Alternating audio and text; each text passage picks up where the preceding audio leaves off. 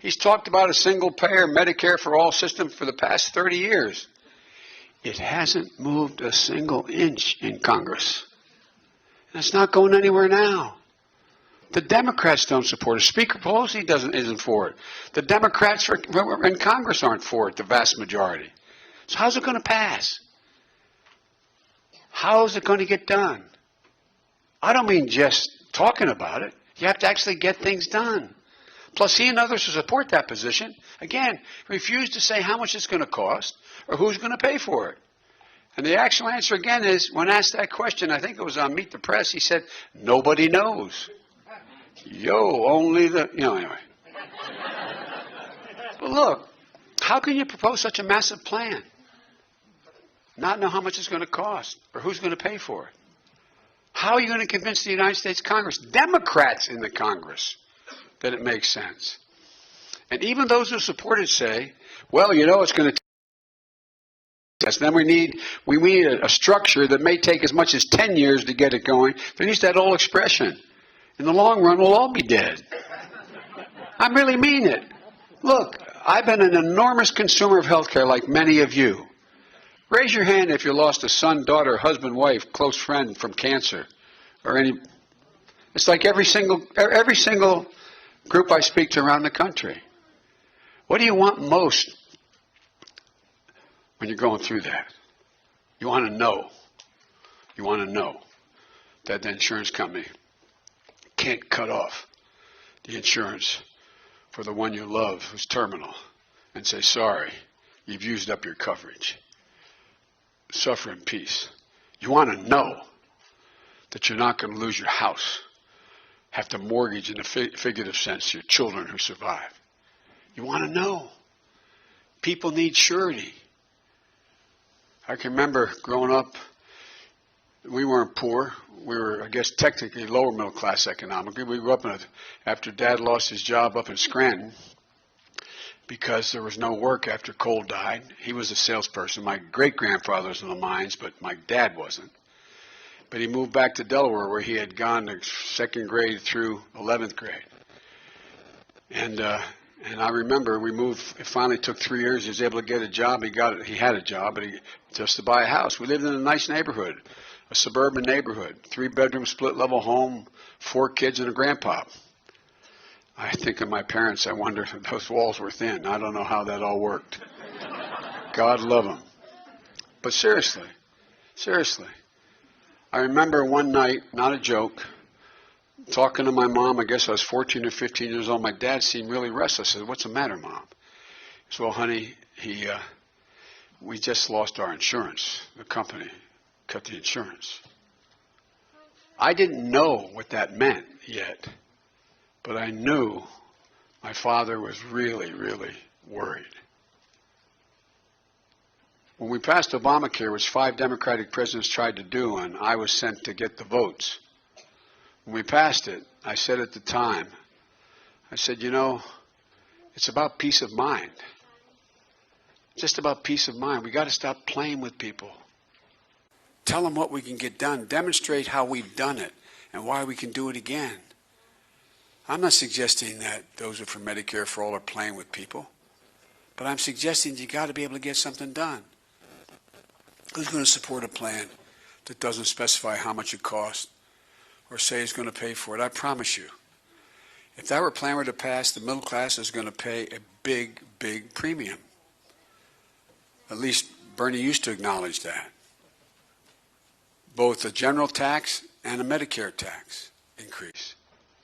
Look, we don't have to speculate. There's a better approach. The Biden plan with a Medicare-like public option exists. So you'll have real progressive change in health care.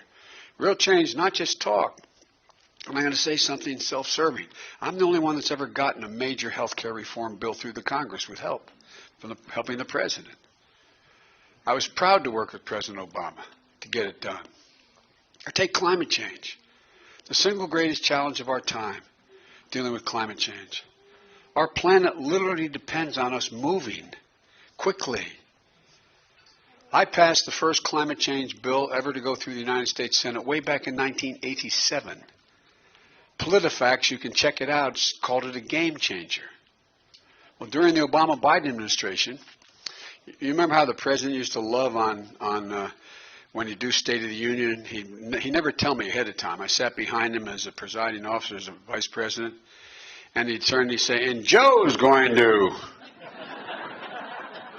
Remember, we passed a $900 billion Recovery Act, more than that. And he turned, without telling me he's going to do it, he said, and Sheriff Joe's going to take care of it. Oh, you think I'm kidding? He thought that was really cute. But the good thing about him, he's a great personal friend as well. The good thing, when he gave me authority, he gave me presidential authority. And I was able to do the whole thing. And I remember he didn't object at all, strongly supported us spending almost $100 billion investing in clean energy research, wind and solar and other outways. I'm working with John Kerry, helped pass the Paris Climate Accord. I was one of the ones who was part of convincing folks that China would join if we put enough pressure on them. In this campaign, we all have serious plans for climate change. But I tell you what, here's where mine's different than everyone else's. My plan understands that climate change isn't just a domestic issue. It's an international issue. If we did everything we have to do at home to get us to net zero emissions of carbon, we still have a gigantic problem. We're 15% of the world's problem. It's real, and it's big, and we don't meet our end, no one else will. The rest of the world generates 85% of the problem. Remember the old acid rain problems you guys used to have with your lakes and streams up here?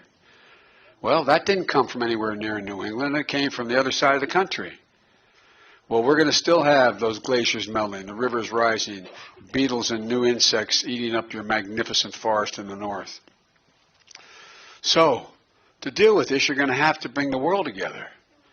On day one, I will rejoin the Paris Climate Accord, and I will summon the major polluters to the United States of America. For real.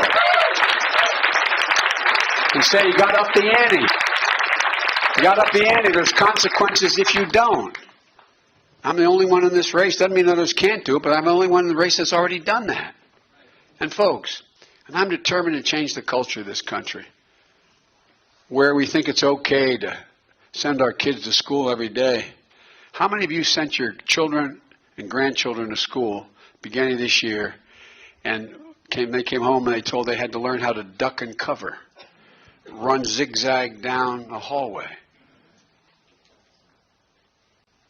That's a moral problem. The fact that we have a president and others who don't have the courage to take on the National Rifle Association. I own a 20 gauge and a 10 gauge shotgun. My sons, one passed and one now, they have shotguns.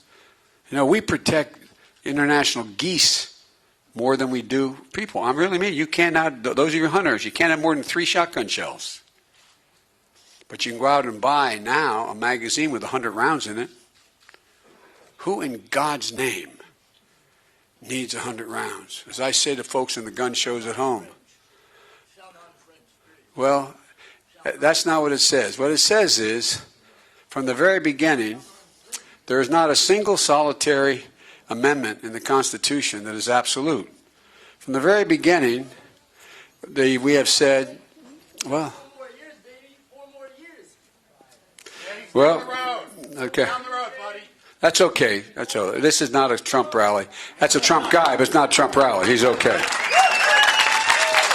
But folks, any one of you, the First Amendment says freedom of speech, but if one of you yelled fire in here, you can be arrested because people get hurt trying to get out of the building. And by the way, if you believe like that gentleman, that the tree of liberty is watered with the blood of patriots, you need an F-15 with Hellfire missiles to protect yourself against the government. 100 rounds is not going to do it for you. Not going to do it for you. No, I really mean it. Think about it.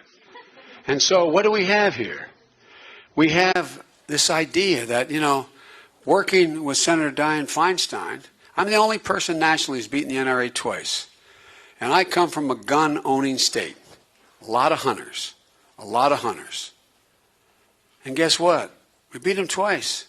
First time we banned assault weapons with Dianne Feinstein for 10 years in this country. I couldn't get it done for more than 10. But then we had hanging Chads in Florida and we lost the presidency and everything changed. I got the Brady bill passed with significant background checks, and I'm going to get it passed again and again and again.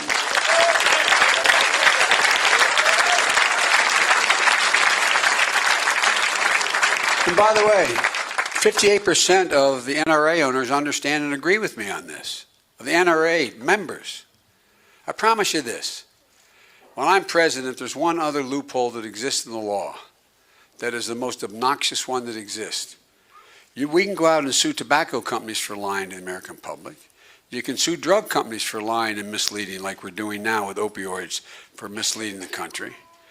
I can go down the list, but the only industry that's been given an affirmative exception from being able to be sued is the gun manufacturing industry.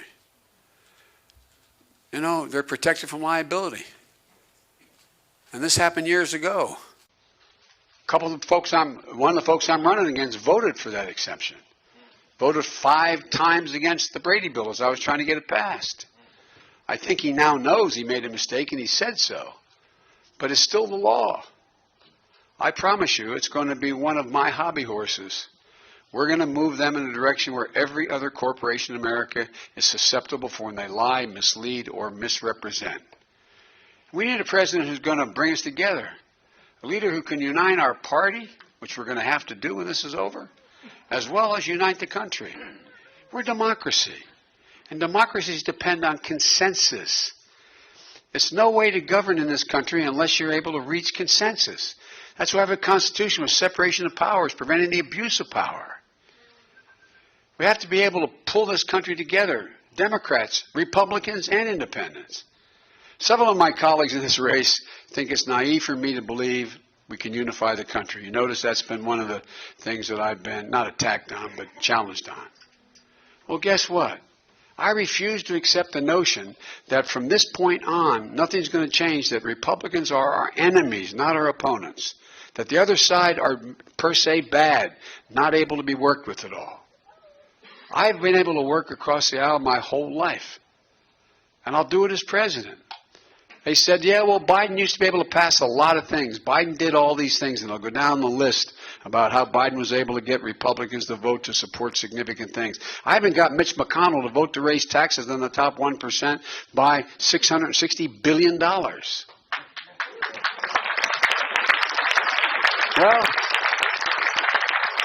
not because he wanted to, but because he had no choice. The government was going to shut down. And I knew how to negotiate. I know what to do. Look, and when you can't get the Republicans to work, and I'm not saying we're all going to, if I'm president, stand around and hold hands and sing Kumbaya. When you can't, you just go out and beat them. No, I really mean it. You go make your case. Remember what happened? We passed Obamacare. It was a big deal. President Obama, because he has some humility, I said, you got to take a victory lap, man. You got to talk about what it did. No one knows what you've done. He said, no, we don't have time. There's too much at stake. And he was right. There was a lot at stake. But here's what happened. We lost the next election. In 2016, we lost the House. And it was said because of Obamacare. But when they finally found out that what the Republicans were doing is taking away their health care, it was like, whoa, I didn't know that was Obamacare. No, I'm serious. Think about it. I went into 24 states, campaigned for 65 candidates. We won back the House. We picked up 41 seats in the House, beating Republicans on one issue, not going after their motive. It never works when you question another man or woman's motive. You can always question their judgment, not their motive, because you don't know what their motive is. And once I say you're a bum, you're in the pocket of, you're bought by the way, let's work out something on agriculture policy. Or let's work out something on health care. Not a chance. But I can argue like the devil with you why your idea is a bad idea from my perspective, and still we can reach a consensus. Well, folks, we went out and we made the case because they realized what they had was because of Obamacare. Here's my point. You know, I understand better than anybody. I'm told by my colleagues that Joe, you were able to do that, and you were, classified by George Mitchell, former leader, as the most successful Democratic senator other than Ted Kennedy in getting things done on the House, on the Senate and the Congress. And they said that was the old days. Well, it's true. It was an old days. 3 years ago. 3 years ago, we got a lot done. For example, one of my other passions is finding a cure to cancer. And so and there's 204 significantly different cancers, strains of cancer requiring different therapies. Well, I was able to get a bill called the Cures Act, get Republicans and Democrats to vote for it. It was almost $9 billion, 1.9 specifically for the Biden Cancer Initiative. And by the way, as bad as the Republicans are, I presided over the issue because it might have been a tie vote as vice president. And after it passed, the majority leader stood up and the minority leader and moved a unanimous consent to name the bill after my deceased son. They didn't have to do that. So there is some still decency left. And here's what happened. Remember, they said that once the president got elected, Trump, there was nothing more was going to pass. The Senate and House were going to shut down. He didn't get sworn in until January. He got elected in November, didn't get sworn in until January 20th. I was able to go from having virtually no votes in the House and Senate for the Cures Act to getting 95 senators and 396 House members to vote for it, while we were out after he was elected, before he was sworn in, over his objection. And then, by the way, when he, in fact, the first budget he sent to the United States Congress, he cut $9 billion from NIH. Well, guess what? The Republicans said, no, boy, ain't going to do it. And they increased the funding. So, folks, the idea we still can't work together doesn't make any sense. Because they tell me this is the new Republican Party. I don't understand them. I understand this new Republican Party better than anybody. I've been the object of their affection for a long time. They love talking about me. They love talking about me.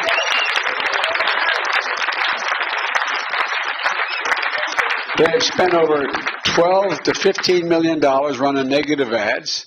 They got the Russians, the Russians had tens of thousands of bots on the internet telling lies about me. Even Facebook took them down because they were lies.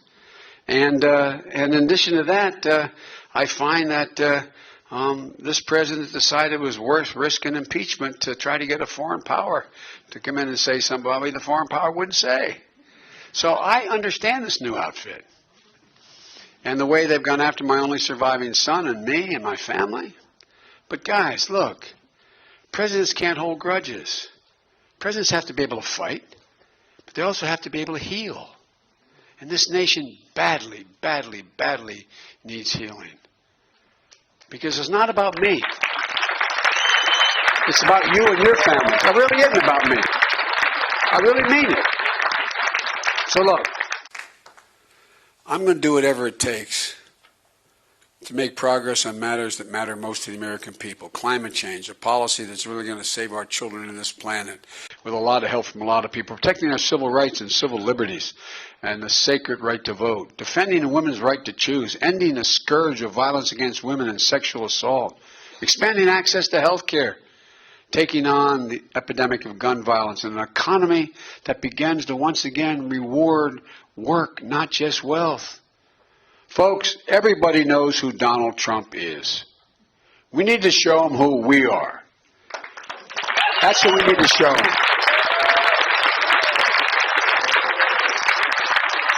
We choose hope over fear. We choose science over fiction. We choose unity over division. We choose compassion over cruelty. And yes, we choose truth over lies. Lies, lies, lies. Folks, it's the United States of America. There's not a single thing we can't do if we do it together. So God bless you all, and may God protect our troops.